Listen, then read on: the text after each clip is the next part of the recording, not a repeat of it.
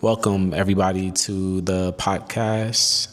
Today, we'll be talking about MidJourney. So let's kind of start from the beginning with MidJourney. MidJourney came out as a small independent research lab run by David Host. This wasn't some big tech giant. It wasn't Google. It wasn't Meta. It was literally a creative lab full of people obsessed with imagination.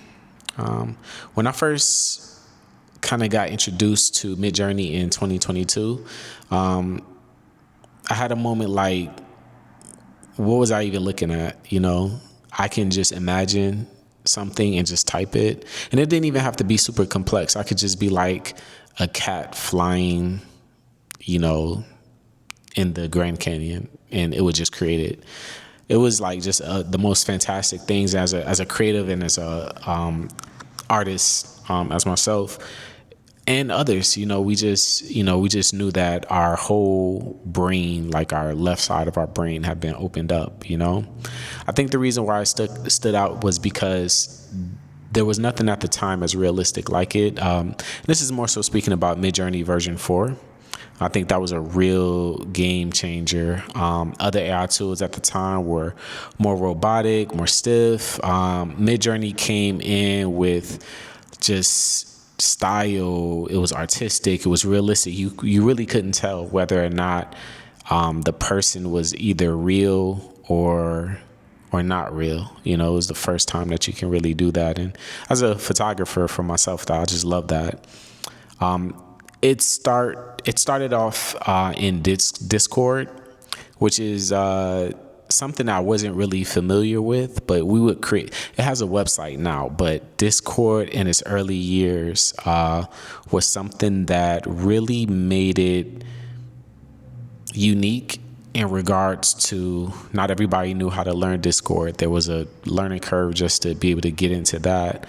Downloading it, operating it, signing up for it, creating images, /imagine, and the parameters and the settings. And it was so technical that I think it was so messy but so perfect at the same time, because it was meant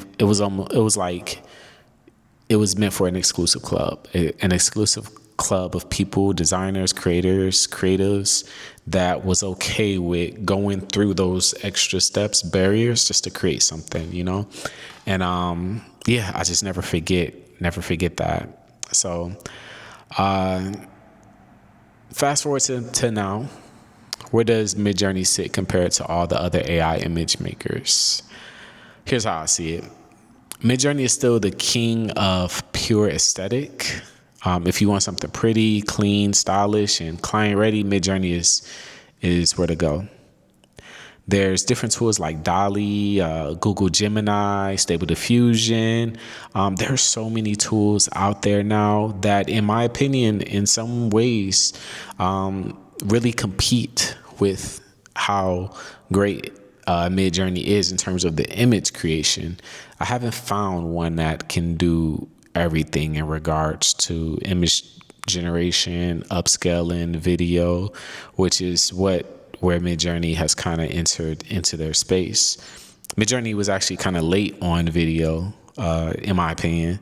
I think we probably should have gotten it just a little bit sooner. But these things take time. They want to make sure it's perfect, it's fine-tuned, and I can definitely understand that. It started out with little motion previews just to hint a movement. Then came the actual short video generations. Wasn't perfect yet, but they made one thing extremely clear. MidJourney is not trying to stay in the still image only lane. I think if MidJourney would have stayed in the still image lane, people would have just moved past it, because just like we know with social media or anything, video is king.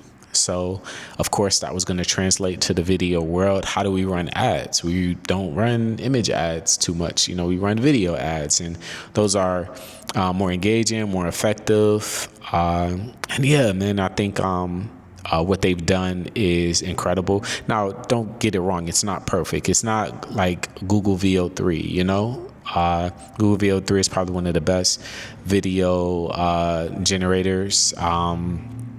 But a lot of people really like the fact that, you can get the top-notch quality in MidJourney and get video. And if you edit it the right way or create enough generations, you can definitely get what you're looking for. So let's talk about features. Some of the features they've dropped recently have actually been game changers. You got zoom out and pan, so you can literally pull back the camera on your own artwork. If you want to make it something, that it started out with was square. It was like just square images. Now you can get vertical images, horizontal images, 4x3, 3x2, 2x3, these different aspect ratios have definitely changed the game. You got style reference images, so you can feed it a look and stick to that vibe. Consistency, character consistency, the scene consistency has been a big sticking point in the AI art community. It's like, okay, how can I tell a cohesive story with these things, with these art tools, instead of it coming out with random, generations every single time, so they've done that. Prompt weights, so you can control things a little bit more. Better character consistency, still not perfect, but getting better. And in fact, there's different tools now that does character consistency, even better. So I think MidJourney in some ways was the leading force in everything. And then in certain areas, they've kind of fell behind. And I think what has happened now is there's not a workflow that people use where it's just one thing. They use multiple things. They use MidJourney for images, VO3 for video, or Kling for video, just a combination of different images to be able to get what they want. Higher resolution upscales and sharper textures. I personally don't go to MidJourney for upscaling, because when MidJourney was kind of just doing image creation, sites like MagnificAI creeped up, and I was creating my images in MidJourney and I was upscaling it in MagnificAI and creating a video in Kling. So it's just one of those things to whereas it may have fell behind in terms of the upscale department. Okay, so where does MidJourney go from here, and where does it stand in today's image tools? I think it's still top 3 when it comes to image generations. I think the video is definitely fantastic if you want to stay in the platform.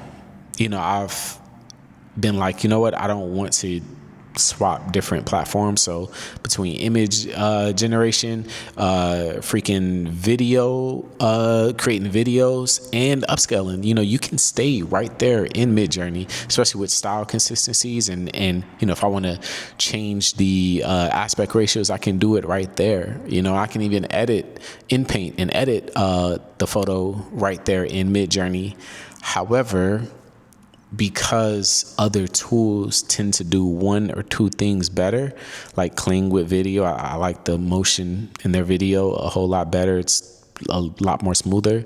I think with like MidJourney, it's like 30 frames or something. It just looks very jittery, and I like natural, smooth movements. I like Kling better, so I'll still use MidJourney for the downloads, Kling video for the video. And when it comes to upscaling, I'll still use Magnific, even though MidJourney is right there with the upscales. It's just something that I've relied on in that workflow, and haven't really, I'm going to say Mystic AI, which is the upscaler for, the MagnificAI is the upscaler that I use. It's just the best of the best, and I haven't even tried MidJourney recently to see if they've improved, because hey, when something is good, you just stick with it. So where MidJourney stands today is definitely one of the top image generation tools. When it comes to video generation, I can't say that I'm going to create an image in Nano Banana and then bring it in MidJourney to upscale. That's not going to happen. if I want to in paint or I want to modify things, I may just use Google Gemini simply because, some of the things that you can change, like clothes or nighttime to daytime, it's just better in other tools. So MidJourney is definitely a trailblazer. It kind of started this whole thing off, kicked it off. But I think in ways they've kind of fell behind, but I can't wait to see where it goes from here. I think MidJourney is like the Netflix of like streaming services. Everybody has it. Nobody's going to cancel it. But it's not always the best at what it does. So I think I'll end things there. I think that's my cue to go ahead and end it. But I would love to know what you guys think as well. When did you start using MidJourney? What are some of your gripes with MidJourney, if anything? Do you have any feedback on what they could improve on? Do you have any ideas of anything that I may not have covered in this podcast episode? Would love to know your thoughts. Comment below. And yeah. Peace.